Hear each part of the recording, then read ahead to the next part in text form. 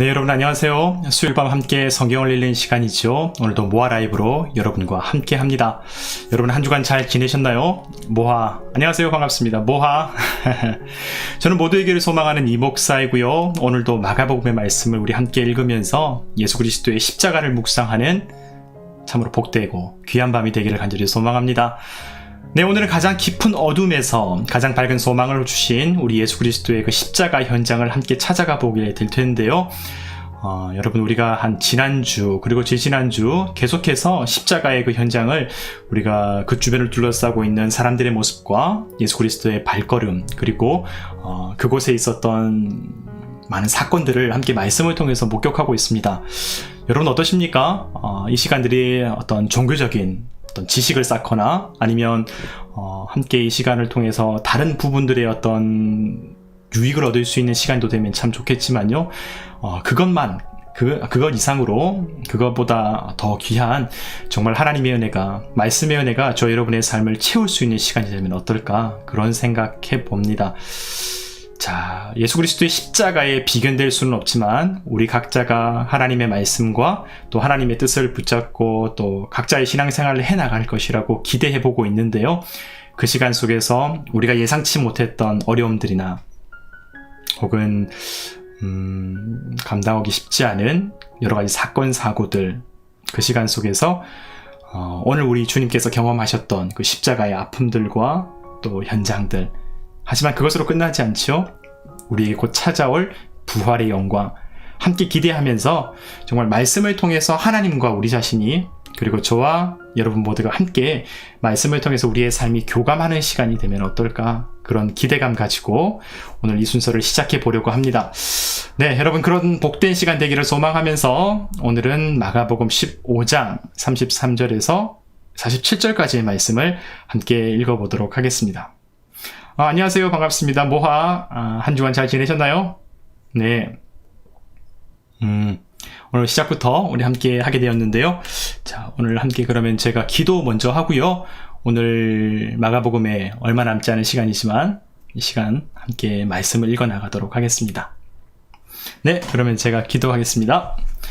사랑해 주님 감사합니다. 오늘도 귀하고 복된 이 시간 허락하여 주심에 감사합니다. 하나님의 말씀을 읽는 것이 주님의 말씀을 묵상하는 것이 꿀보다 달다고 고백하였던 수많은 믿음의 사람들을 우리가 들었고 알고 있지만 때때로 우리는 말씀보다 우리의 분주한 현실이 우리의 급한 현실이 더 귀하고 더 중요한 것으로 여길 때가 많이 있음을 고백합니다.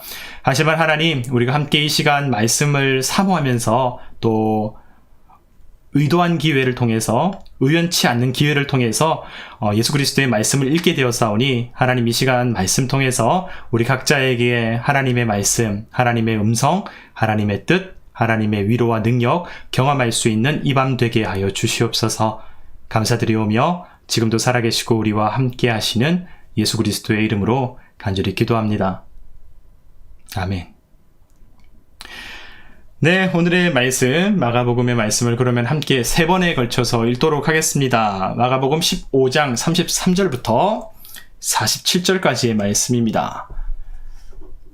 자, 이제 마가복음을 읽을 시간도 얼마 남지 않았죠? 안녕하세요, 모하 반갑습니다. 말씀 읽으려는 찰나에 오셨네요. 안녕하세요. 그러면 함께 오늘의 말씀을 읽도록 하겠습니다. 제6시가 되매 온 땅에 어둠이 임하여 제9시까지 계속하더니 제9시에 예수께서 크게 소리 지르시되 엘리 엘리 라마 사박다니 하시니 이를 번역하면 나의 하나님 나의 하나님 어찌하여 나를 버리셨나이까 하는 뜻이라. 곁에 섰던 자 중 어떤 이들이 듣고 이르되 보라 엘리야를 부른다 하고 한 사람이 달려가서 해면에 신 포도주를 적시어 갈대에 꿰어 마시게 하고 이르되 가만두라 엘리야가 와서 그를 내려주나 보자 하더라. 예수께서 큰 소리를 지르시고 숨지시니라. 이에 성소 휘장이 위로부터 아래까지 찢어져 둘이 되니라. 예수를 향하여 섰던 백부장이 그렇게 숨지심을 보고 이르되 이 사람은 진실로 하나님의 아들이었도다 하더라. 멀리서 바라보는 여자들도 있었는데 그 중에 막달라 마리아와 또 작은 야고보와 요새의 어머니 마리아와 또 살로메가 있었으니 이들은 예수께서 갈릴리에 계실 때에 따르며 섬기던 자들이요 또 이외에 예수와 함께 예루살렘에 올라온 여자들도 많이 있었더라. 이날은 준비일 곧 안식일 전날이므로 저물었을 때에 아리마대 사람 요셉이 와서 당돌이 빌라도에게 들어가 예수의 시체를 달라 하니 이 사람은 존경받는 공회원이요 하나님의 나라를 기다리는 자라. 빌라도는 예수께서 벌써 죽었을까 하고 이상히 여겨 백부장을 불러 죽은 지가 오래냐 묻고 백부장에게 알아본 후에 요셉에게 시체를 내주는지라.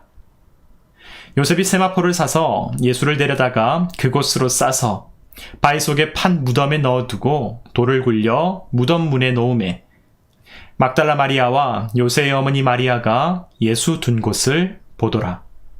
아멘. 네, 예수 그리스도의 십자가 그 마지막 장면을 우리 함께 읽고 있는데요. 자, 마가복음 15장 33절에서 47절의 말씀 우리 한 번 더 말씀을 읽어보도록 하겠습니다. 제6시가 되매 온 땅에 어둠이 임하여 제9시까지 계속하더니 제9시에 예수께서 크게 소리 지르시되 엘리 엘리 라마 사박다니 하시니 이를 번역하면 나의 하나님 어찌하여 나를 버리셨나이까 하는 뜻이라.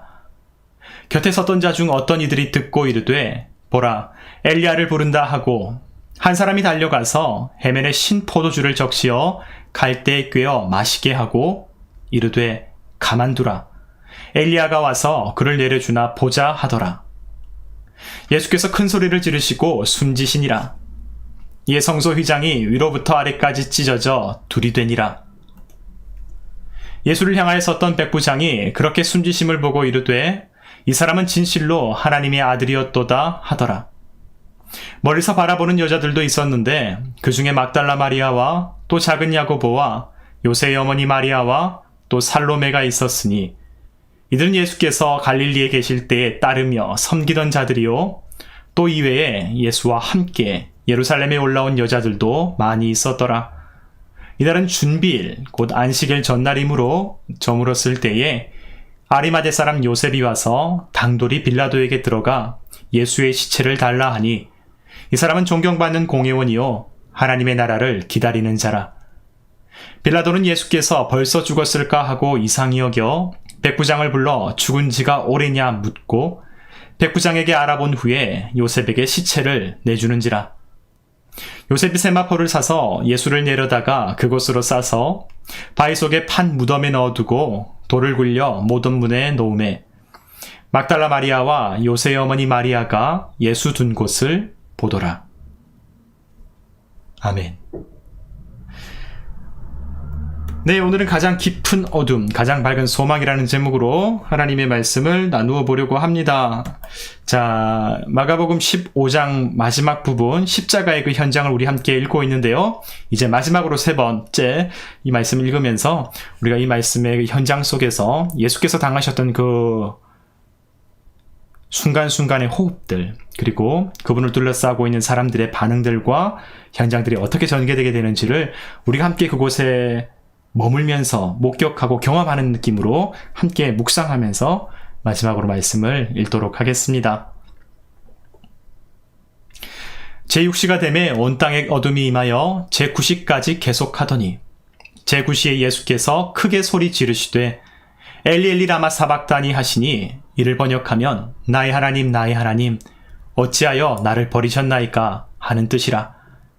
곁에 섰던 자 중 어떤 이들이 듣고 이르되 보라 엘리야를 부른다 하고 한 사람이 달려가서 해면에 신 포도주를 적시어 갈대에 꿰어 마시게 하고 이르되 가만두라 엘리야가 와서 그를 내려주나 보자 하더라.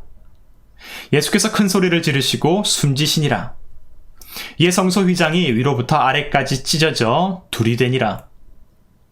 예수를 향하여 섰던 백부장이 그렇게 숨지심을 보고 이르되 이 사람은 진실로 하나님의 아들이었도다 하더라. 멀리서 바라보는 여자들도 있었는데 그 중에 막달라 마리아와 또 작은 야고보와 요새의 어머니 마리아와 또 살로메가 있었으니 이들은 예수께서 갈릴리 계실 때에 따르며 섬기던 자들이요 또 이외에 예수와 함께 예루살렘에 올라온 여자들도 많이 있었더라. 이날은 준비일 곧 안식일 전날이므로 저물었을 때에 아리마대 사람 요셉이 와서 당돌이 빌라도에게 들어가 예수의 시체를 달라 하니 이 사람은 존경받는 공회원이요 하나님의 나라를 기다리는 자라. 빌라도는 예수께서 벌써 죽었을까 하고 이상히 여겨 백부장을 불러 죽은 지가 오래냐 묻고 백부장에게 알아본 후에 요셉에게 시체를 내주는지라. 요셉이 세마포를 사서 예수를 내려다가 그곳으로 싸서 바위 속에 판 무덤에 넣어두고 돌을 굴려 무덤 문에 놓음에 막달라 마리아와 요새의 어머니 마리아가 예수 둔 곳을 보더라. 아멘. 이것이 오늘 우리에게 주신 하나님의 말씀입니다. 여러분 어떠셨나요? 우리가 3번에 걸쳐서 오늘의 말씀을 함께 읽었습니다. 자, 우리가 한 3주 정도 아마 걸린 것 같죠? 십자가로 향하시는 예수 그리스도의 그 모습을 대제사장의 재판부터 빌라도와 함께 마주했었던 순간까지 다 포함하여서요.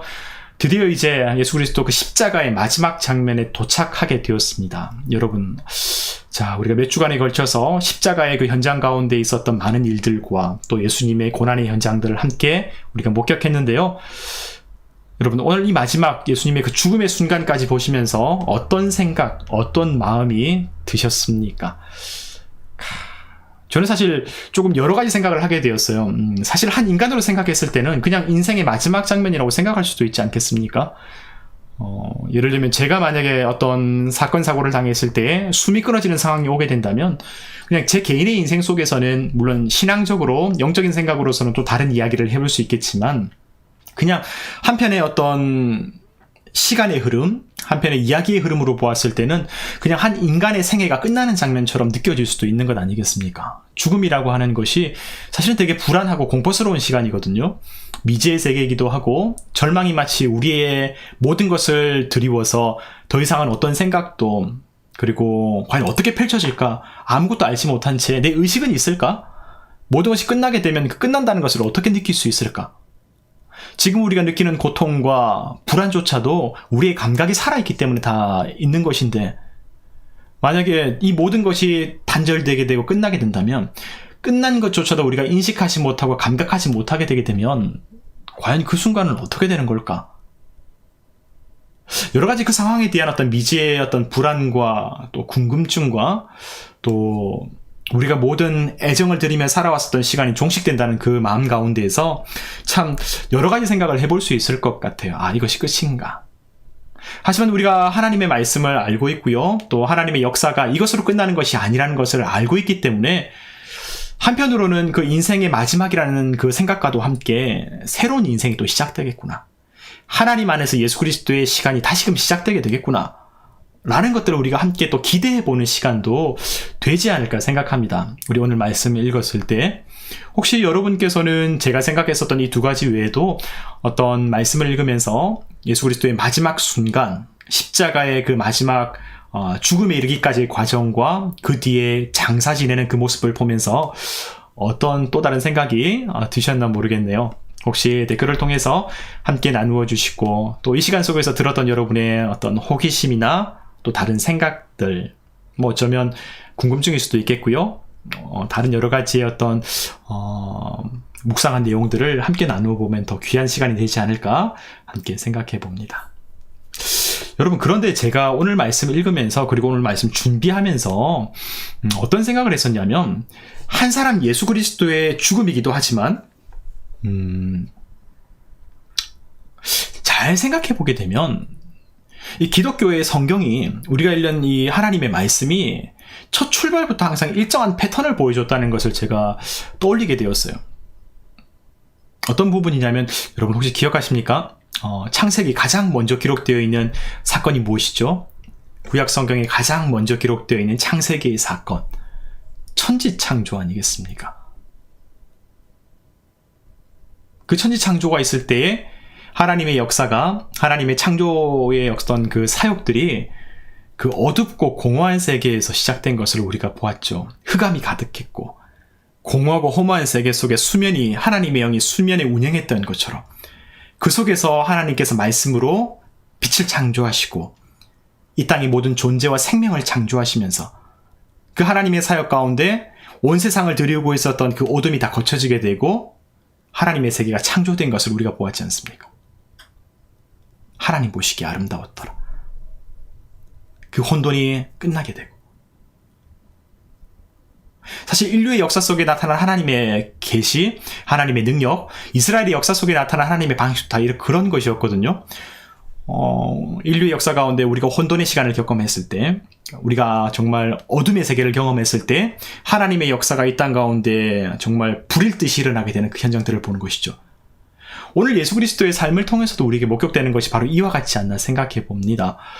주님의 어떤 마지막 순간, 그것이 끝나는 것 같지만 사실은 새로운 창조, 부활의 역사가 일어나기 전까지의 그 어둠과 혼란과 그 공허한 시대, 그 세상의 모습을 보여주시면서 우리가 이 성경에 나타나는 하나님의 그 능력, 하나님의 역사를 다시 한 번 더 기대해보는 어떤 그런 신앙의 어떤 패턴이라고 할까요? 어떤 그런 말씀의 패턴, 그런 하나님의 어떤 섭리의 패턴들을 우리가 발견해 볼 수 있지 않을까 생각합니다. 왜 이 말씀을 드리냐면요. 그냥 이 말씀을 그냥 읽고 끝나는 것이 아니라 저와 여러분의 삶 속에서도 그런 은혜가 동일하게 찾아오기를 소망하는 마음을 가지고 우리가 함께 말씀을 보았으면 좋겠어요. 앞으로 이제 오늘 말씀을 더 상세하게 구체적으로 보게 될 텐데 우리 모두가 그런 마음으로 보면 어떨까 생각해 봅니다. 잠깐 댓글 써주셨네요. 겁쟁이 제자들에 대비되는 진정한 용자들의 행보가 돋보입니다. 라는 댓글도 써주셨는데요. 오늘 말씀 가운데 사실 상반부는 예수 그리스도의 죽음에 관한 그 과정들이 나와 있고 그 이후에는 아리마대 요셉이라든지 그리고 예수님을 끝까지 따랐었던 여인들에 관한 기록이 나오면서 정말 사실 저도 이제 나중에 저도 이제 그런 부분들을 함께 언급하려고 했었는데 제자들은 다 예수 그리스도를 떠나가고 수많은 추종자들도 예수님 떠나간 경우도 많이 있고 또 한편으로는 예수님을 되게 속상하게 야속하게 만들었었던 그런 변절의 모습들을 많이 보여주었는데 말씀 주신 것처럼 정말 대비되는 진정한 믿음의 사람들, 용감하고 담대한 인생들의 모습들이 또 우리의 마음을 든든하게 또 우리에게 또 소망을 또 전해주는 그런 기회가 되는 것이 아닌가 생각해 봅니다. 저도 같은 마음을 가져보네요. 자, 우리 이제 마가복음의 말씀 우리가 함께 읽는 시간들을 사실 이제 어느 정도 정리해보는 시간이 되어가는 것 같습니다. 왜 그러냐면요, 제가 모아 라이브 이 시간을 통해서 여러분과 함께 했었던 마가복음의 시간도 사실 다음 주면 마지막이 됩니다. 오늘 우리가 마가복음 15장 47절까지 읽었죠. 이제 다음 주에는 16장의 말씀을 딱 읽으면서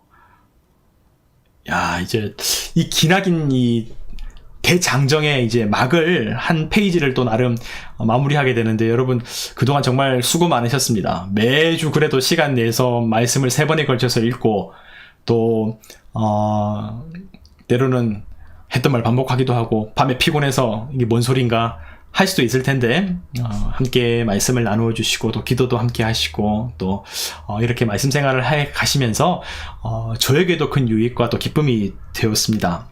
여러분 45주에 걸쳐서 다음 주가 되면 그래도 참 보람되죠. 나름 말씀을 이렇게 우리가 읽었다고 하니까 거의 한 10개월 가까이 된 것 같습니다. 이제 마지막 장면입니다. 예수 그리스도의 삶이 완결되고 방점을 찍는 십자가와 부활의 사건. 자, 우리 보게 될 텐데요. 이 가운데에서 여러분 혹시 여러분의 일상 가운데 조금 혹은 여러분의 내면이 요즘에 조금 매너리즘이 있을 수도 있겠고 여러 가지 인간관계 속에서 또 직장생활이나 신앙생활이나 조금 어두운 시간을 보내고 계신 분이 있다면 하나님의 말씀이 정말로 여러분의 마음에 소망이 되시기를 간절히 기원합니다.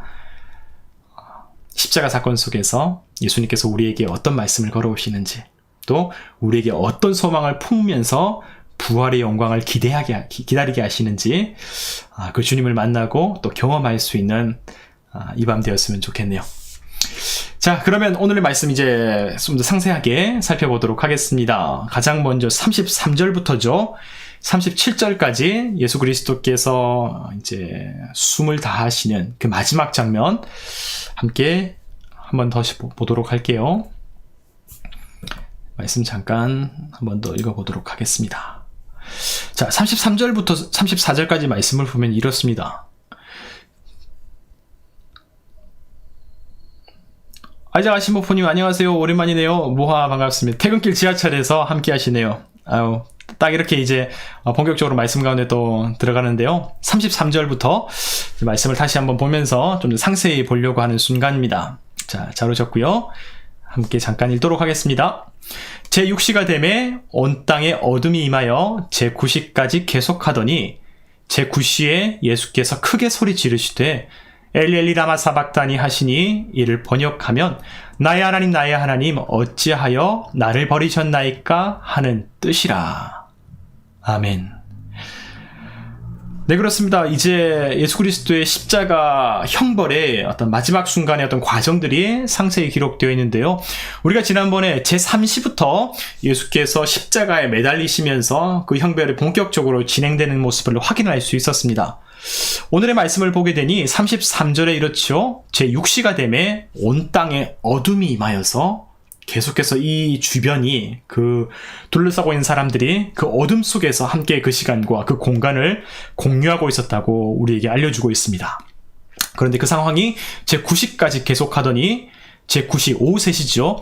제6시면 낮 12시 정오를 얘기합니다. 제9시면 유대인이었고요. 제9시에 예수님께서 크게 소리를 지르시는 것이죠. 엘리 엘리 라마 사박다니, 그렇게 소리 지르시면서 그 고통을, 그 아픔을 토로한 모습을 우리가 발견할 수 있습니다. 자, 여러분 잠깐 끊어지는 순간이 있는데 여러분 혹시 중간에 진행하다가 끊어지거나 아니면 화면이나 소리가 잠깐 멈추게 되어서 중간에 중요한 그 흐름들을 놓치게 될 수도 있으니까 그런 경우는 언제든지 제게 말씀을 해주시기 바랍니다. 그래서 제가 이 함께 말씀을 공유하지 못하고 그냥 흘러가지 않도록 그래요? 그런 부분도 있죠. 성경에 기록된 시간이 헷갈릴 때가 있다는 것. 그쵸. 우리가 이 십자가의 진행 상황들을 함께 살펴보게 되면 우리가 지난주 말씀을 통해서 제3시 오전 9시부터 시작해서 사건이 일어나는 것을 확인하였고요. 오늘의 말씀을 보니까 제6시에 온 땅에 어둠이 들이웠다고 얘기했죠. 제6시라고 하는 것이 우리의 식으로 하면 정오, 낮 12시를 얘기하게 됩니다. 그러면서 이제 제9시에 이르러서 이제 가장 절정에 이르는 모습을 보여주게 되죠. 제9시라고 하면 우리의 시간으로 오후 3시가 되게 됩니다. 그러니까 오전 9시부터 낮 3시까지 6시간에 걸쳐서 이 십자가의 고통스러운 형벌이 저 나무에 매달린 예수 그리스도의 삶 속에서 벌어지게 된 것이죠. 자, 여러분, 우리가 함께 말씀 읽으면서 오늘의 말씀 가운데 나와 있는 이 진행 과정을 우리가 보았습니다. 제9시에 이르렀을 때에 특별히 오늘의 말씀에 가장 우리의 주목을 끌게 만드는 좀 가장 중요한 포인트라고도 할 수 있겠죠. 엘리 엘리 라마 사박단이라고 하는 큰 외침이 예수 그리스도의 입으로부터 나오게 되는데요. 그 뜻을 보니 이렇다고 합니다. 나의 하나님 어찌하여 나를 버리셨나이까. 참, 이 고백을 할 때의 그 마음이 어땠을까요? 참, 하나님께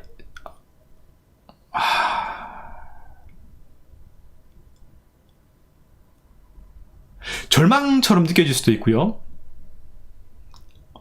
어쩌면 간구처럼 느껴질 수도 있을 것 같습니다. 나를 버리지 말아달라고 하는, 자신의 고통을 토로하기도 하고요. 그렇죠. 너무 감사합니다. 이 표현이 더 정확하네. 절규라고 하는 그 마음. 그렇습니다. 예수 그리스도의,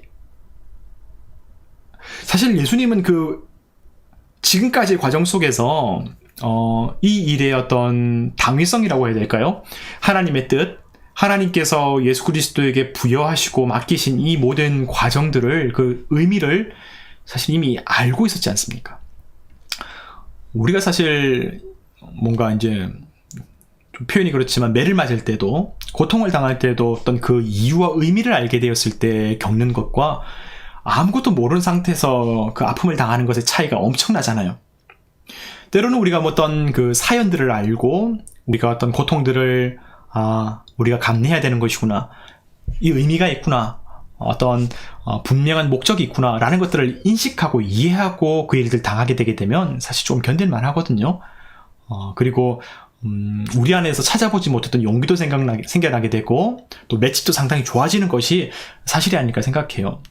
하지만 그 모든 것들의 어떤 과정들과 의미와 그 하나님의 어떤 인도하심을 다 생각하고 있었던, 다 이미 충분히 알고 있었던 예수 그리스도께서도 스스로가 자원하에서 그 길을 걸어갔었던 예수 그리스도의 순간 속에서도 정말 이만큼의 절규가 나타나게 되었었던 그 상황이 펼쳐진 것이죠. 얼마나 고통스러웠고 얼마나 좌절하고 얼마나 힘드셨을까. 다른 어떤 특별한 표현이나 어떤 미사역으로 표현해내기가 어려울 것 같습니다. 이 한 단어 안에, 이 한 문장 안에 예수 그리스도의 마음이 잘 나타나 있지 않을까 생각해보죠. 자, 주변 사람들의 어떤 반응과 분위기는 또 어땠을까? 그 부분도 한번 살펴보겠습니다. 35절의 말씀 보면 이렇습니다. 곁에 섰던 자 중 어떤 이들이 듣고 이르되 보라, 엘리야를 부른다 하고, 한 사람이 달려가서 해면에 신 포도주를 적시어 갈대에 꿰어 마시게 하고 이르되 가만두라, 엘리야가 와서 그를 내려주나 보자 하더라. 자, 그런 주변의 분위기가 있은 뒤에 37절의 말씀을 통해서 예수 그리스도의 마지막이 기록되죠. 예수께서 큰 소리를 지르시고 숨지시니라. 자, 이런 고통과 이런 정말 좌절과 절망, 이 절규를 내뱉는 그 상황 속에서도 주변 사람들은 예수 그리스도를 조롱하고요. 제가 이 모습 보면서 사실 되게 계속해서 반복되는 우리의 어떤 인간성의 어떤 상실이라고 할까요? 어떤 우리가 죄악에 물들게 되었을 때 우리가 사람다움을 잃게 된다면 정말 어떤 지경까지 이르게 되는지를 참 제대로 보는 것 같습니다. 이거 사실 그 사람들만의 문제가 아니라 우리도 어떤 이득이 걸쳐 있게 되거나 우리도 어떤 죄악의 흐름 가운데 발을 담그게 되게 되면 가끔씩 이런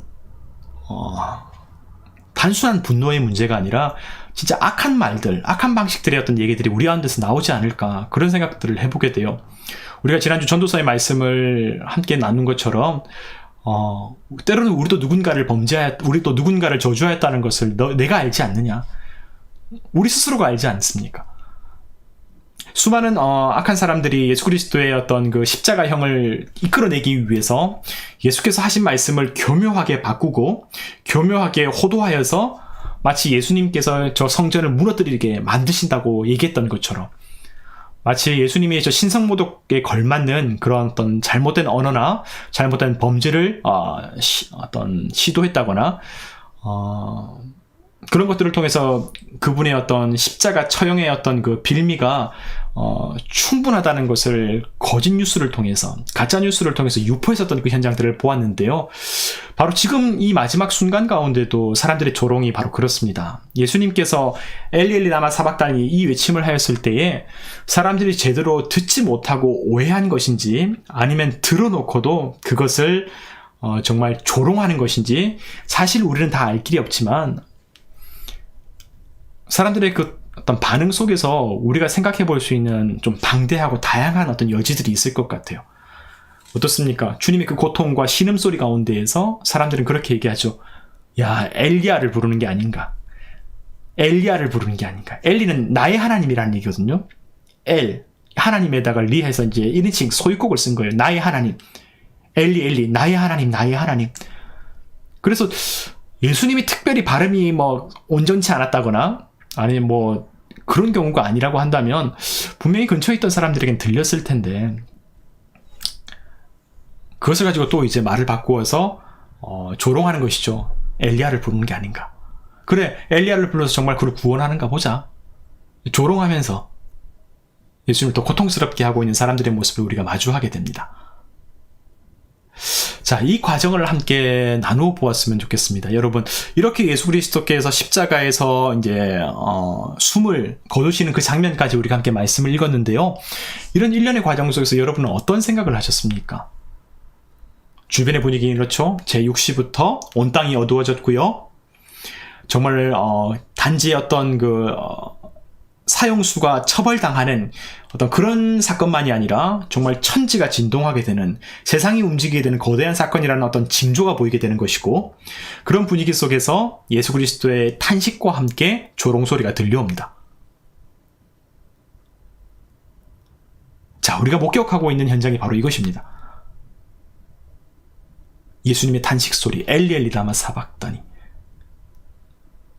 여러분은 이 장면 보면서 어떤 생각을 떠올리셨습니까? 사실 이 엘리 엘리 라마 사박다니, 나의 하나님 어찌하여 나를 버리시나이까 라고 하는 이 고백은요, 사실 어떻게 표현해야 될까요?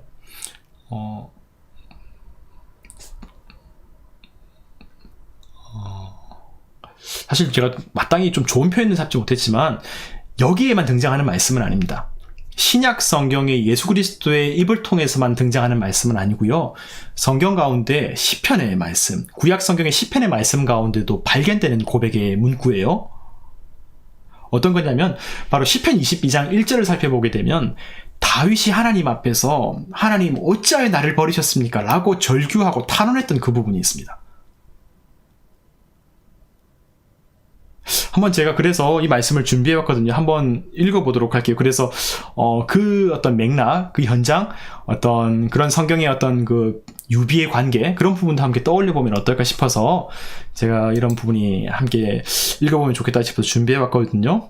말씀 한번 볼게요. 시편 22편 보면 제가 그 중간중간의 부분들을 그 어떤 진짜 시인의, 이 시편을 기록했던 시인의 다윗의 마음이 정말 잘 느껴져서 제가 이 말씀을 함께 보면 다시 예수 그리스도의 마음이 더 깊이 느껴지지 않을까?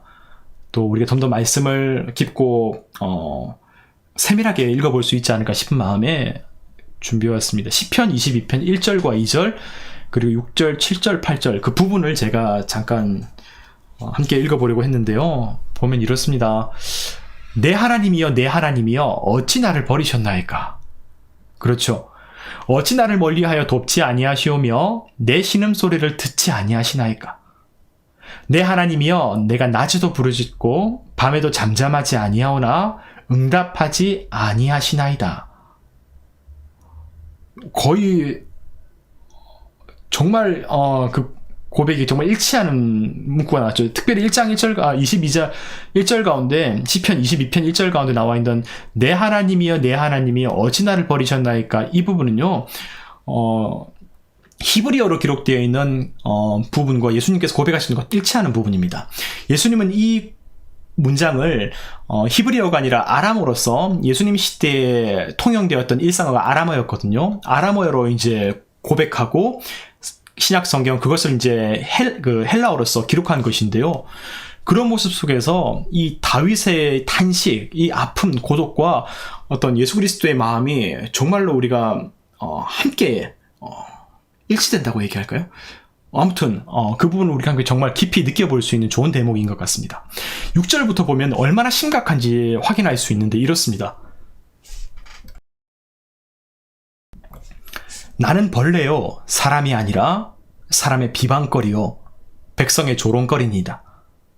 나를 보는 자는 다 나를 비웃으며 입술을 삐죽거리고 머리를 흔들며 말하되 그가 여호와께 의탁하니 구원하실 걸 그를 기뻐하시니 건지실 걸 하나이다.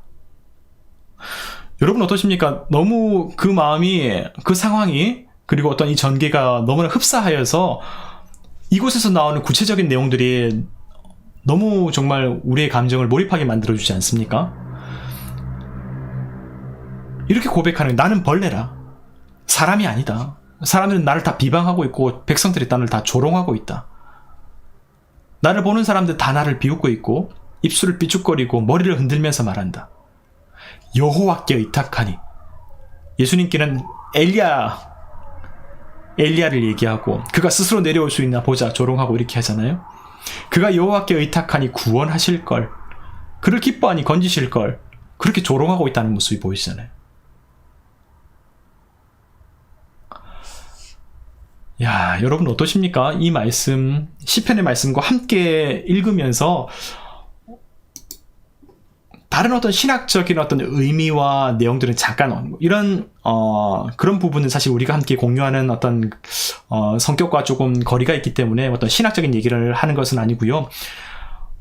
이렇게 구약의 어떤 그 한 시인의 고통, 탄식, 이 아픔을 토로하는 모습과 예수 그리스도의 이 현장을 함께 교차하면서 느끼게 되니까 정말 더 상세하고 더 세밀하게 더 깊이 우리가 느껴지는 것 같아요. 어쩌면 그렇기 때문에 우리가 예수님만큼은 아니지만 우리 현실 속에서 이런 고난을 당하고 고통을 당할 때에 우리의 고백, 우리의 마음, 그리고 그럴 때 우리가 행동해야 될 자세, 그런 모습들을 우리가 성경을 통해서 발견하게 되는 것 같아요. 다윗은 그런 현장 가운데에서 그냥 가만히 있었던 것이 아니고요. 그냥 세상을 저주했던 것도 아니었고 그 모든 일들을 하나님 앞에 다 고백한 것들. 하나님, 세상이 나를 이렇게, 내가 이렇게 인생을 살아가고 있습니다. 악에 대해서 악으로 갚지 아니하고 하나님께 기도하면서 하나님의 도우심을 구합니다. 그래서 시편 가운데에는 이런 고백들을 가리켜서 탄원시라고 얘기해요. 우리가 보통 시편이라고 하면 하나님께 경배와 찬양을 올려드리는 영광의 송, 영광송, 영광의 시편들만을 떠올릴 수 있는데요. 영광송만큼, 그만큼은 아니지만 거기에 준하게 두 번째로 많은 분량을 차지하고 있는 것이 바로 탄원시입니다. 하나님, 나의 삶의 아픔들, 나의 눈물들, 나의 서글픔, 나의 고통, 불의와 제약이 가득한 이 시대의 이 현실의 모습들 하나님께 다 올려드립니다. 하나님, 나를 도와주십시오. 나를 불쌍히 여겨주십시오. 그것이 믿음의 사람들의 방식이고 이것이 시편을 구성하고 있는 탄원시의 내용들이 되는 것이죠. 그런데 오늘 예수 그리스도께서는요, 그것조차 하지 않으셨어요.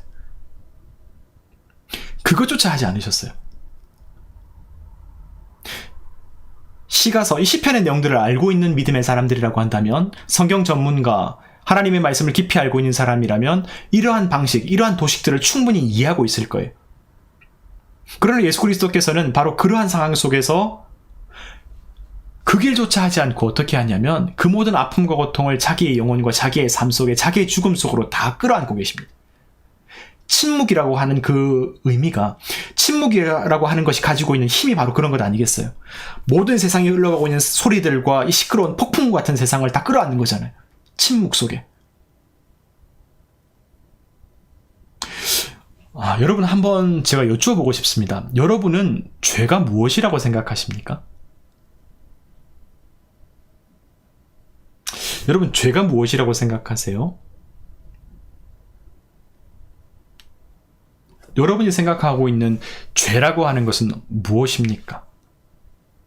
사실 지금 이 현장이 십자가를 둘러싼 온 세상의 죄가 다 모여있는 그 압축된 현장이라고 얘기해 볼 수도 있겠죠. 온갖 폭력과 불의가 판을 치고 있고요. 거짓과 위선이 사람들의 어떤 표정과 말들 속에, 권력자들과 종교 지도자들의 그 모습 속에서 다 보이고 있습니다. 온갖 조롱, 악의, 악한 마음 다 옮기고 있어요. 어떻게 사람이 이럴 수 있나? 이런 일이 벌어질 수 있나? 네, 말씀 주셨네요. 하나님을 떠나 잊고 사는 것.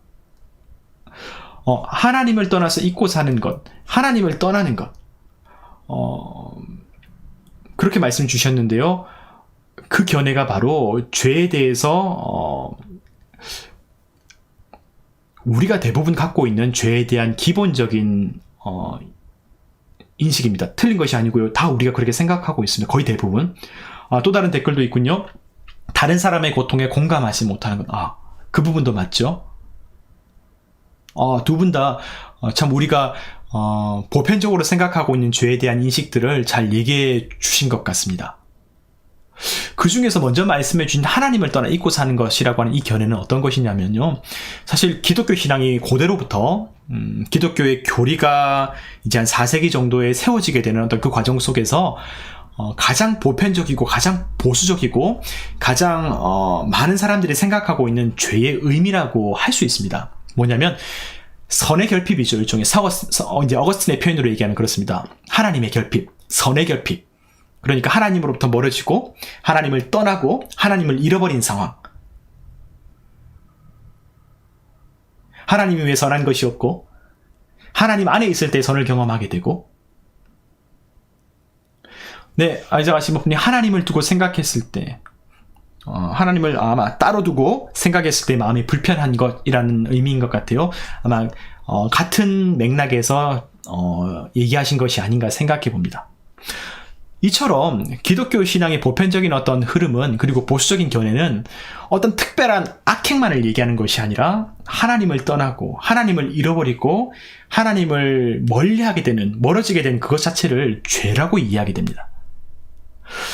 자, 그런데요, 문제는 그런 맥락으로만 죄를 이해하게 된다면 죄에 대해서 가지고 있는 선명한 생각이 있기는 하지만 오늘의 이 현장을 제대로 이해하기 어려운 부분들이 사실 조금 있어요. 어떤 부분이냐면, 지금 예수 그리스도께서는 하나님으로부터 어떤 관계에 있습니까? 하나님으로부터 충만한 상황 가운데 있습니까? 그렇지 않죠. 지금 예수께서는요, 하나님으로부터 완전히 멀어져 있는 상황입니다. 하나님께로부터 버림받은 상황이고요, 정말로 하나님을 생각하지 못하고 하나님에 대한 소망을 포기하지는 않았지만, 하나님의 구원을 포기하지는 않았지만, 이 모든 고통 가운데 이 땅에 완전 절망 가운데 떨어진 것처럼 하나님으로부터의 버림받음을 토로하고 있는 것이 예수 그리스도의 현실입니다. 우리가 가지고 있는 기독교 신앙이 얘기하고 있는 어떤 그 단편적인 죄의 이해만 생각하게 된다면, 예수 그리스도는 일종의 죄 없으신 예수 그리스도께서 죄의 상태를 경험하고 있는 것과 마찬가지의 상황을 지금 살아가고 있는 것이죠. 그러니까 우리가 사실 이 상황이 어떤 것인가 라고 되게 어떤 그 일종의 어떤 뭐라고 할까요, 벽에 부딪히게 돼요. 하나님으로부터 버림받은 예수께서, 그분은 죄가 없으신데 어떻게 마치 죄인과 같은 이 상황에 놓여질 수 있는 것인가? 예수는 죄가 없다고 했는데 이제는 진짜 죄인이 된 건가? 아무리 그분이 이 세상 가운데에서 죄의 형벌을 받아서 십자가에 매달렸다고 해도 그분은 하나님과 동행하면서 하나님의 기쁨과 하나님의 능력과 하나님의 영광 속에 계속 계셔야 되는데, 지금 이 순간은 그렇지 않거든요. 하나님의 도우심이 전혀 없는 것 같은, 정말 버림받은 것 같은 고통의 순간을 갖고 있는 거예요. 그러면 예수님을 죄인이라고 얘기해야 되는 것인가? 이런 생각들이 좀 계속해서 이제 들어오게 돼요. 이 말씀을 계속 깊이 있게 묵상하게 되다 보면. 여러분, 죄라고 하는 것은 사실 스스로 저지른 어떤 자범죄, 그런 것만을 의미하지는 않습니다. 또한 하나님과의 어떤 개인적인 관계, 그것은 정말 중요한 것이고 맞는 것이지만 이것만을 의미하는 것도 아닙니다. 우리가 했던 어떤 실수의 어떤 행동, 행위, 마음의 어떤 활동들, 그것이 첫 번째고요. 또 하나는 하나님과의 관계로서 가지고 있는 죄와 거룩의 의미를 또한 포함합니다. 하지만 우리가 놓치고 있는 또 한 가지가 있다는 것이죠. 바로 세 번째. 저는 이 죄의 세 번째 일종의 속성이라고 할까요? 우리가 심지어는 어떤 그 신앙생활 가운데, 교회 가운데서는 잘 얘기하지 않고 있는 이 세 번째 부분들을 저는 비유로 얘기하자면 일종의 공기와 같은 것으로 생각하고 있습니다. 이게 뭔 소리일까? 무슨 죄가 공기일까? 어떤 거냐면, 우리가 숨을 쉬잖아요? 우리가 숨을 쉬면서 산소를 마시며 살아가요. 깨끗하고 맑고 생명을 순환하게 만들고, 정말 우리가 만들어낸 것이 아니라 우리가 자연으로부터 얻게 되는 이 산소를 머금으면서 무엇을 하냐면 이산화탄소를 배출하며 살아가요. 그 누구도 이산화탄소를 마시며 살아갈 수 있는 사람은 없거든요. 우리 안에서 내놓는 것이 이런 이산화탄소 같은 것이고, 우리가 살아가면서 미세먼지를 배출하면서 만들어내며 살아가게 되는데요. 죄인들은 숨 쉬는 것만으로도 이산화탄소와 또 미세먼지를 발생시키며 살아가게 됩니다. 하지만 하나님 안에 있을 때에 마치 최신형 공기청정기의 어떤 효력을 받는 것처럼 이 청정구역의 상쾌함을 느끼며 살아가게 되죠. 그래서 우리가 하나님과의 관계 가운데에서, 하나님의 거룩함 가운데에서, 하나님의 은총 가운데 살아갈 것을 기도하고 소망하며 살아가는 것이죠. 죄로 가득한 세상 가운데 살아가는 것이 아니라. 하지만 굳이 우리가 미세먼지를 배출한다거나 이산화탄소를 배출하지 않아도요, 이미 오염된 세계 가운데에서는, 이미 오염된 세계에 살아가고 있는 주민들은 그 미세먼지와 깨끗하지 못한 공기에, 오염된 공기에 고통을 맞으며 살아가고 있다는 것입니다. 더 이상 내가 무언가를 하지 않다고 할지라도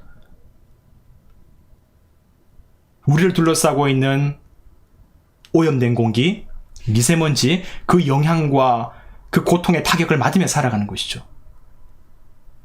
죄라고 하는 놈의 세 번째 실체가 바로 이것과 같습니다. 우리가 배출하고 저지른 자범죄와 같은 그런 잘못만이 아니라 이 세계에 이미 도사리고 있는 이 거대한 죄의 세력들과 상처들이 새로운 죄의 타격을 만들어내는 것이죠.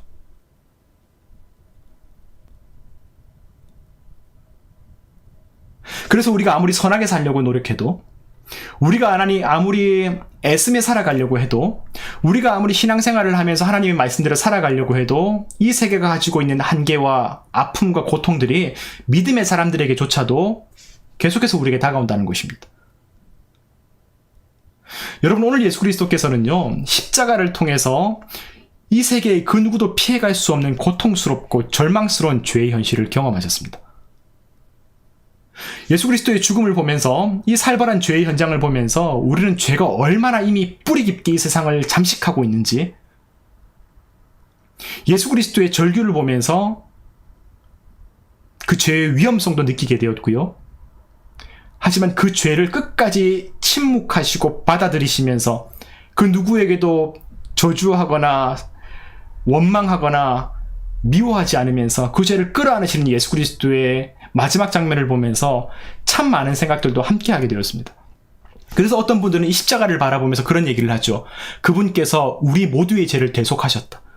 우리의 모든 죄들을 받아들이시고 그분의 죽으심으로 깨끗게 하셨다. 그렇게 고백하십니다. 이것이 그리스도의 십자가를 대속론이라고 하는 관점에서 바라보는 견해입니다.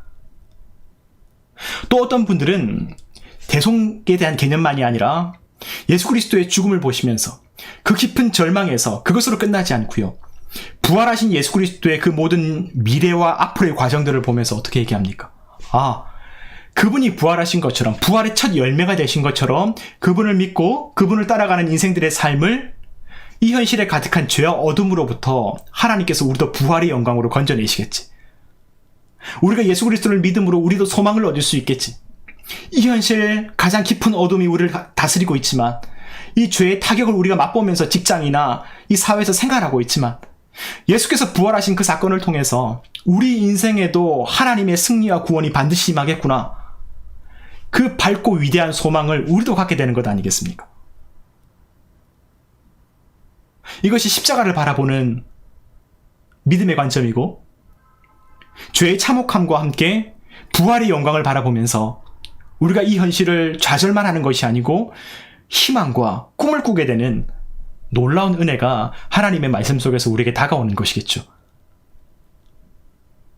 자, 계속해서 하나님 말씀을 읽을 텐데요. 여러분, 오늘의 말씀뿐만이 아니라 하나님의 말씀을 함께 읽고 신앙생활을 하면서요, 우리가 그리스도인답게 살아가는 것은 귀한 것이고, 우리가 예수 그리스도를 위해 살아가는 것은 참으로 소중한 믿음의 본분임에도 불구하고, 여러분, 그 모든 봉사와 헌신과 섬김만이 믿음의 사람들에게 요구되는 것은 아니라는 것을 반드시 기억해 주시기를 부탁합니다.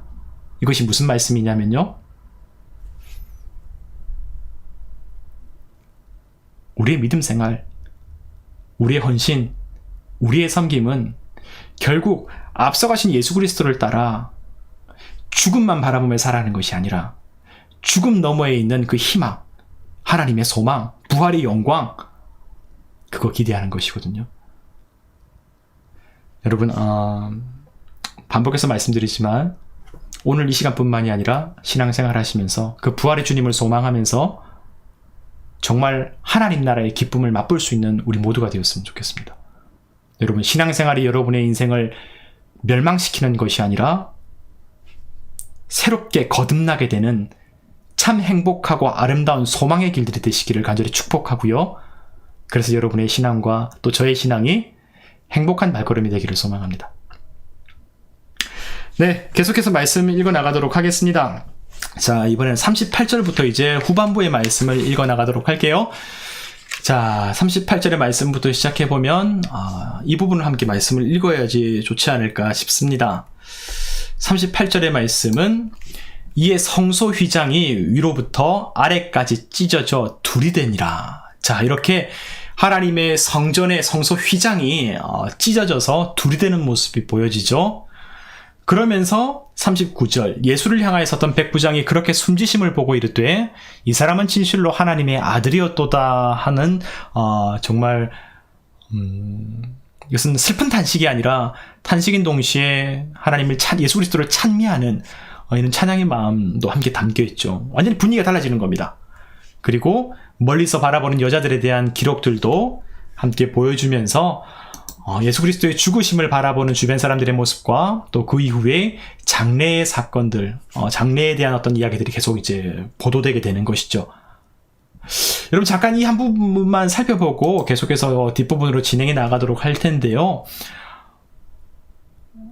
여러분 지금 이 말씀 속에서 흘러가고 있는 어떤 전개되고 있는 두 가지의 어떤 모습을 혹시 기억해 보실 수 있으시겠죠? 연상해 보실 수 있겠죠? 이미지로. 어떤 한 사람이 끌려가서 십자가에 매달려 죽었다라고 하는 인간의 사건만 있는 것이 아니라 시간의 흐름 가운데에서 어떻게 됩니까?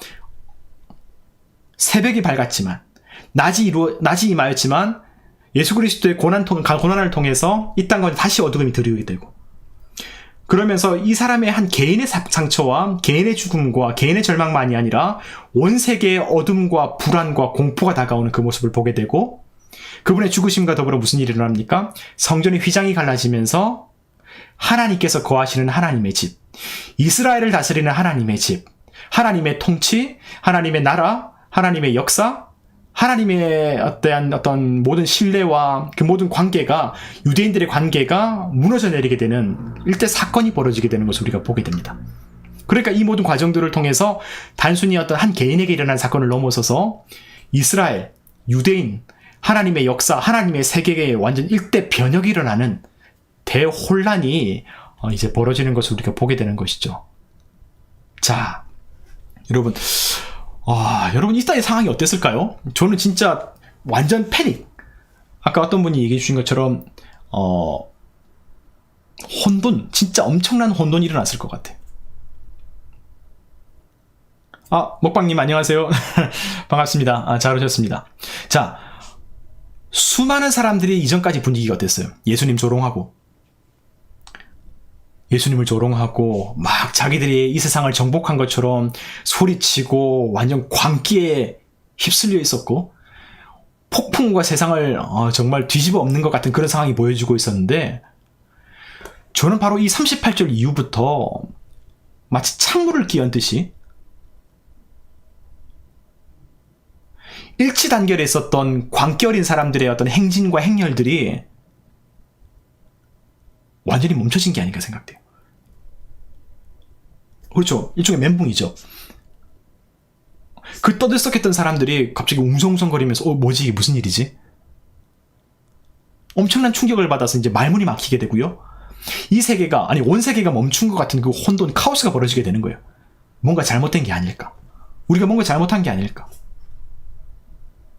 그러니까 이런 면에서 보았을 때는 사실 이 혼돈이라고 하는 게, 이 충격이라고 하는 게 절망적인 것만은 아닙니다.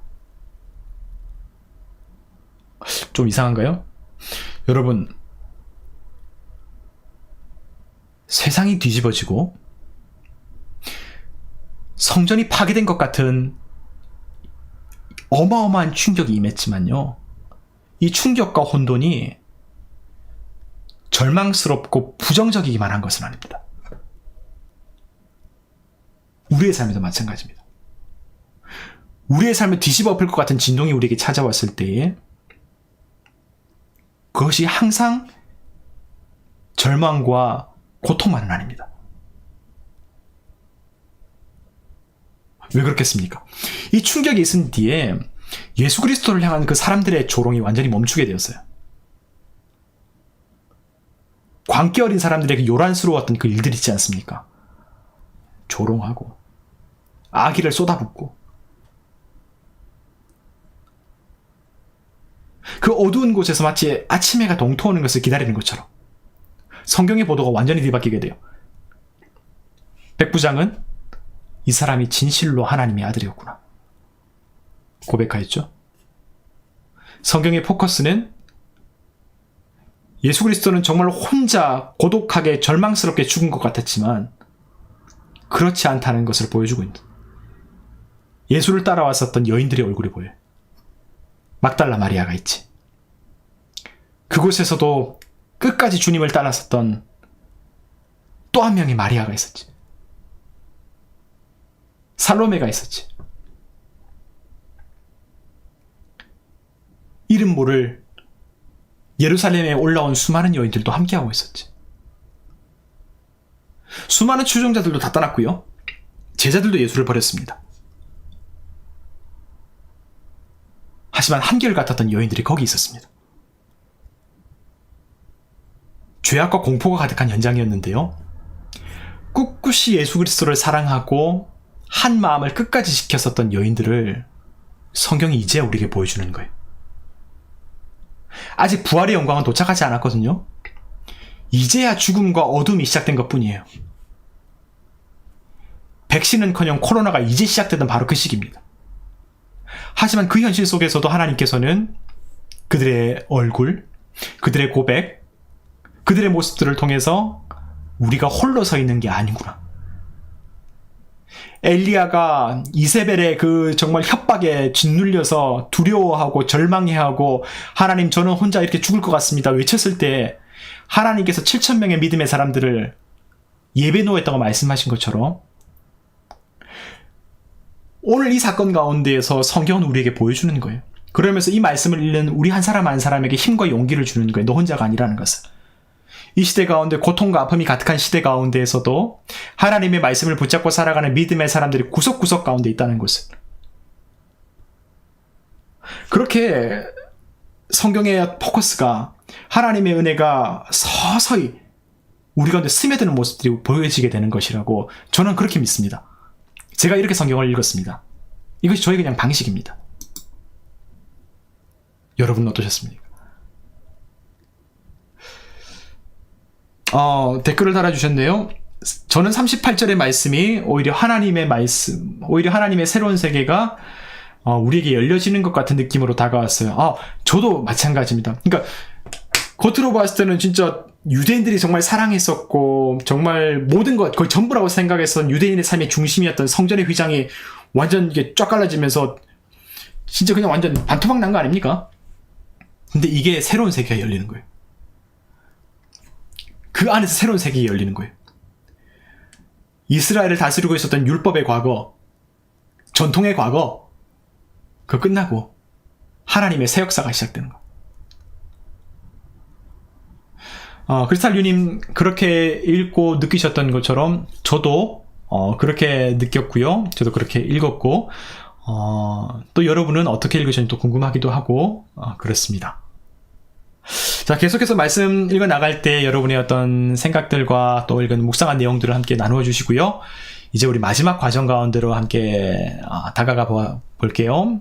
이제 47절까지 오늘의 말씀의 마지막 장면까지 보면 이제 예수 그리스도의 시신을 장사 지내는 그 마지막 장면으로 채워지게 됩니다.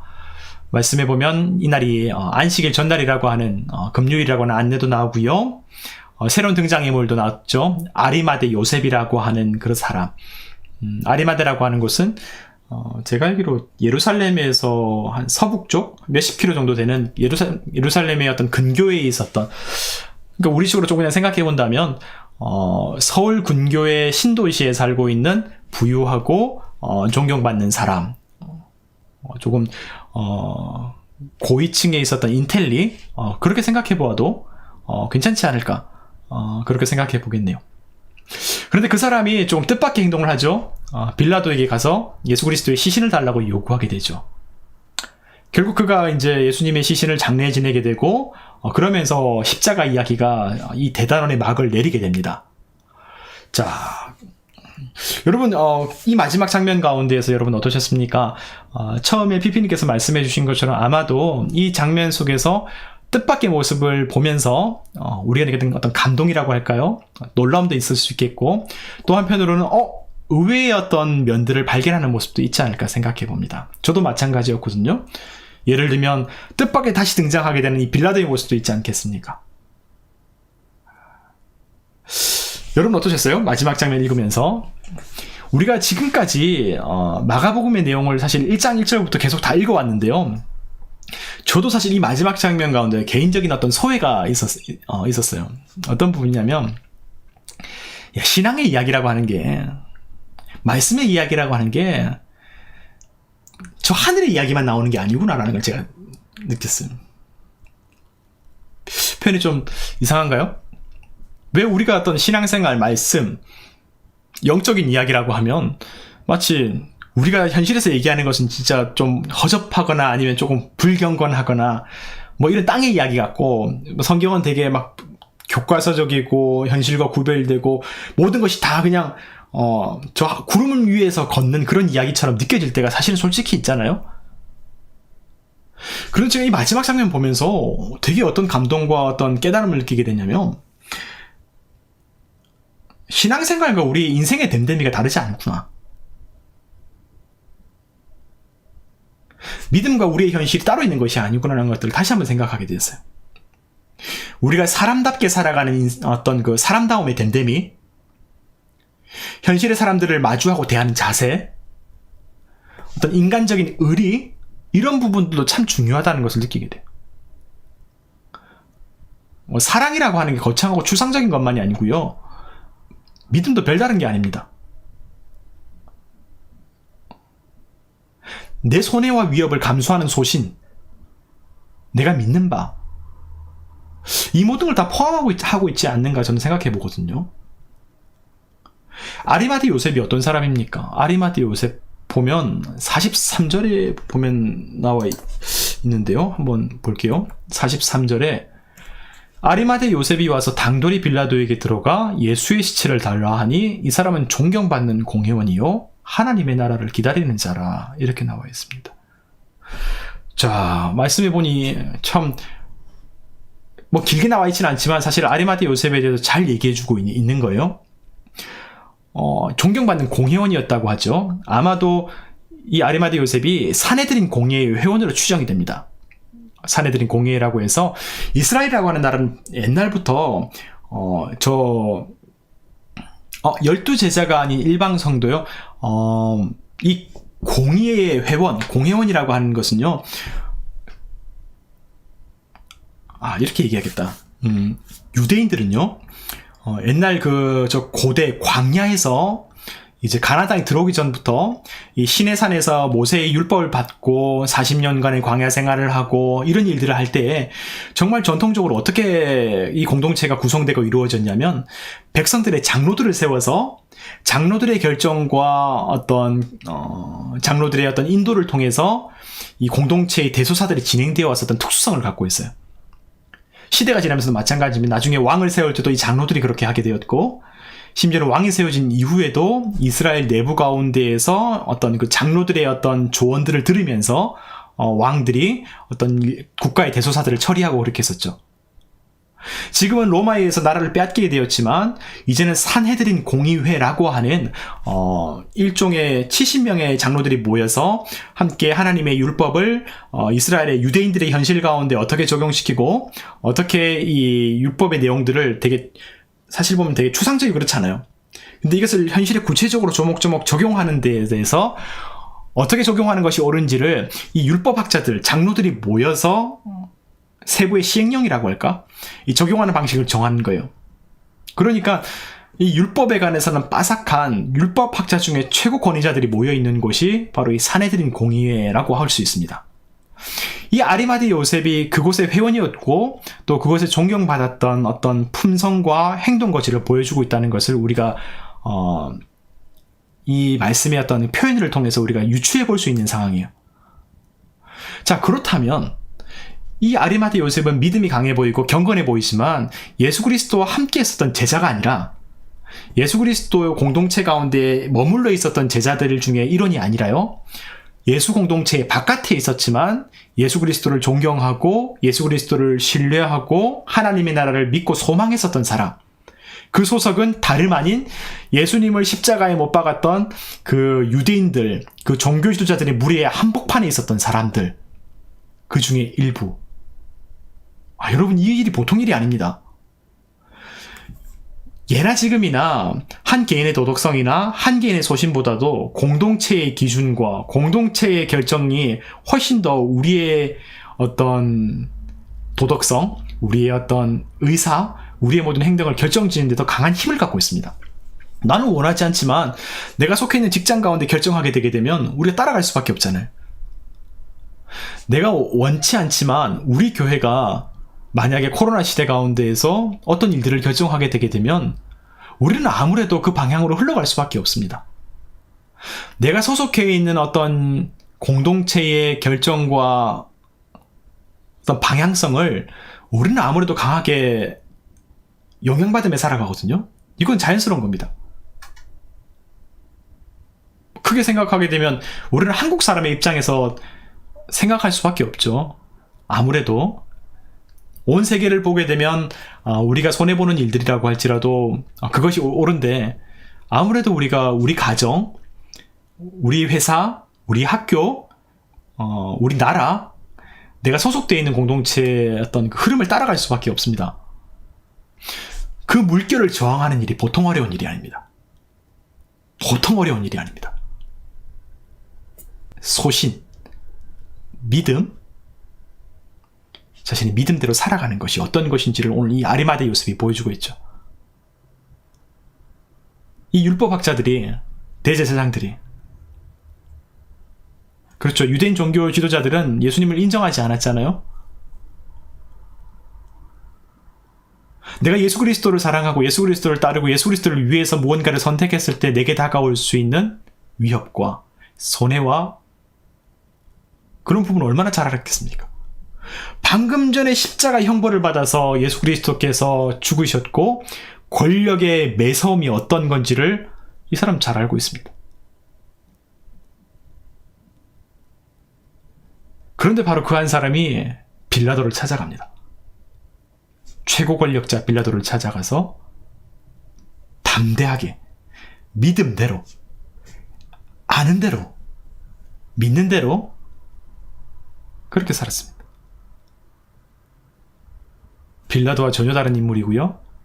우리에게 믿음이라는 게 뭔지를 다시 한 번 더 돌아보게 해줍니다. 뭐 되게 그럴듯하고 설명이나 뭐 이런 거 없습니다. 그냥 믿음대로. 내가 믿는 대로. 내가 아는 대로 일치된 삶을 살아가는 것이죠. 어떤 위협이나 내가 마주치게 되는 갈등의 대상이 누구이든지 간에. 사실 우리가 선망하는 믿음의 사람들은 다 그렇게 살아갔던 사람들이죠. 우리가 잘 알고 있는 사람들은 누구누가 있을까요? 모세 같은 사람도 그랬겠죠? 하나님의 말씀을 붙잡고 이스라엘 백성을 구출해내기 위해서 저 이집트 왕 파라오 앞에 찾아갔었죠.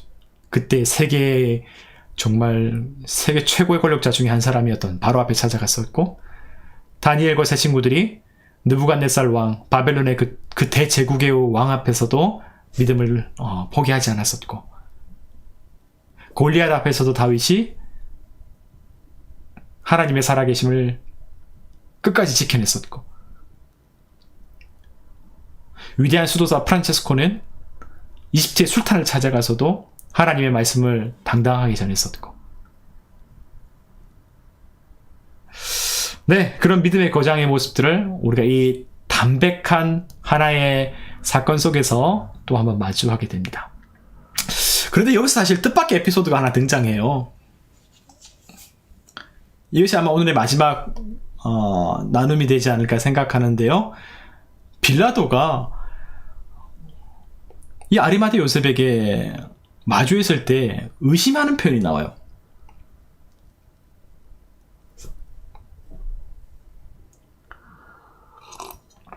여러분 이 장면 어떠셨어요? 44절일 겁니다 아마. 빌라도는 예수께서 벌써 죽었을까 하고 이상히 여겨 백부장을 불러 죽은 지가 오래냐 묻고 백부장에게 알아본 후에 요셉에게 시체를 내주는지라. 이 대목이 되게 묘하지 않습니까? 제가 사실 이 장면에 이르러서 이 빌라도의 어떤 그 교묘한 입장이라고 할까요? 빌라도를 더 제대로 좀 더 입체적으로 파악하게 되는 또 계기가 되었습니다. 여러분 어떠세요? 만약 우리가 그 빌라도가 가지고 있었던 빌라도가 표현했었던 말들을 그냥 액면 그대로 생각하게 됐다면요, 그렇잖아요. 예수 그리스도의 무지함을 알았었고 예수님께 온정적이었지만 여론의 어떤 그 파도에 밀려서 어쩔 수 없이 십자가형을 언도했다라고 하는 그 온정적인 우리의 어떤 관점들이 이전에 있었지 않습니까? 근데 이 말씀을 보면요, 마냥 그분을 도우려 했던 것은 아니었던 것 같아요. 그렇지 않나요? 만약 예수님을 정말 온정적으로 생각했었고 그를 도우려고 했었다면 이 아리마대 요셉이 건넸었던 제안은 어땠을까요? 혹시나 예수께서 살아계셨더라면,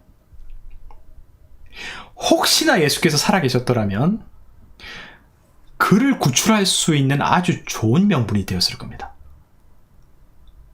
그러니까 빌라도가 우리가 옛날에 생각했던 것처럼 빌라도가 사실 예수님을 도와주고 예수님의 무지함을 알고 그를 도우려고 하는 입장이었는데 어쩔 수 없이 십자가형을 선언했다라고 하는 관점이 계속 유지되고 있었더라면 이 아리마대 요셉이 와서 이 시체를 갖고 가겠어, 내가 시신을 갖고 가겠어, 장사지내겠어 라고 얘기했을 때 그래, 그렇게 하십시오, 빨리 내주어서 혹시나 예수 그리스도께서 살아계셨더라면 그를 이제 보내주어서 예수님이 탈출할 수 있게 만드는 아주 좋은 명분이 되었을 겁니다. 일종의 최후의 반전 카드 같은 거죠. 그럼 마치 영화처럼 그때 갑자기 고통 중에서 예수님이 눈을 딱 뜨면서 예수님께서 눈을 딱 뜨시면서 고개를 딱 드시면서 마치 유주얼 서스펙트 같은 한편의 드라마가 완성되지 않았겠습니까? 그런데 그러지 않았어요. 꼼꼼하게 예수 그리스도의 죽음을 확인합니다. 백부장을 통해서. 혹시 살아있는 것 아니야? 이렇게 빨리 죽고 있을 리가 없을 텐데 혹시나 살아있으면 어떡하지? 그러면서 만에 하나 남게 될 후한거리 남기지 않으려고 애쓰는 거예요.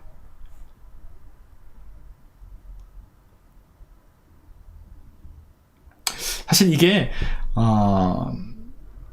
빌라도가 여론에 밀려서 어쩔 수 없이 예수님을 죽게 했던 게 아니라 오히려 주변의 여론과 분위기를 활용해서 자신의 정치적인 어떤 계산을 성취했다라고 보는 그런 입장들의 견해이기도 합니다. 그렇게 해서 이 빌라도의 어떤 행동들의 또 그의 내면들과 활동들을 더 이제 세밀하게 발견하게 되고요. 그 시간 속에서 우리가 자꾸 이제 믿음의 사람과 믿음에 대한 지식만을 알고 있는 사람의 차이를 우리가 보게 되는 것이죠.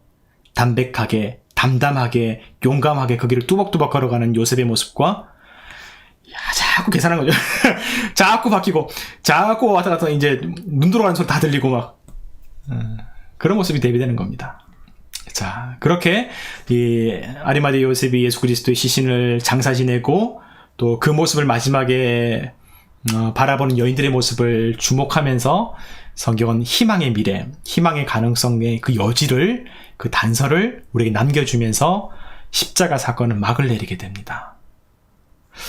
자, 참 긴 시간이었는데요. 그리고 오늘도 사실 여러분과 함께 이 부분들을 세밀하게, 이제 이 시간 얼마 안 남았으니까요. 좀 더 꼼꼼하게 하고 싶어서 조금은 지루할 수 있지만 이 일일이 다 한번 해보았습니다. 제가 준비하고 또 함께 나누고 싶었던 모습들은 이런 부분이었는데요. 여러분은 어떠셨습니까? 혹시 제가 다 살피지 못했던 십자가의 현장, 그리고 예수 그리스도의 죽음과 사람들의 반응들, 그 모습을 통해서 과연 정말 믿음으로 살아가는 것이 무엇인지를 여러분은 어떻게 묵상해 보셨습니까? 여러분, 분명한 것은요, 부활의 복음이라고 하는 것이 결코 우리의 힘에 달려있는 것은 아니지만 그 부활의 능력이라고 하는 것은, 그리고 그 복음의 능력이라고 하는 것은 우리의 믿음 없이 완성되는 것은 아니라는 사실입니다. 끝까지 주님을 따라갔었던 여인들의 발걸음이 있었고요. 아리마대 요셉의 용기가 있었고요. 아무도 예상치 못했지만 그 구석구석에서 하나님을 신뢰하면서 자신의 작은 직분을 감당하셨고 자신의 삶을 들였었던 그 믿음의 발자국들을 우리가 말씀을 통해서 보게 됩니다. 이것이 우리가 함께 읽었던 십자가의 현장이었고요. 그리고 오늘 우리의 삶에도 하나님께서 말씀을 걸어오시는 그 지점이 아닐까 감히 생각합니다. 오늘 제가 준비한 시간은 여기까지인데요. 함께 기도하고 1, 2시간을 마치고요. 우리가 이 나누었던 부분들에 대해서 조금 더 편안하게 우리의 어떤 일상 속에서 더 구체화된 부분들로 함께 얘기를 나눠보면 어떨까 생각합니다. 실제로 이러한 믿음의 삶을 우리가 살아갈 때는 어떠한 난관이 있겠고 또 우리는 이런 삶들을 어떻게 살아갔었는지 그리고 어떻게 더 우리가 실천하며 살아갈 수 있을지 예수 그리스도와 동행하는 하나님과 동행하는 오늘을 어떻게 살아갈 수 있을지를 함께 얘기해 보면서 또 함께 하신 분들의 근황도 함께 나누는 그런 시간 함께 보내면 어떨까 생각합니다. 네, 그러면 오늘 일부 성경 읽는 밤 시간은 제가 기도로 마무리하도록 하겠습니다. 함께 기도하겠습니다.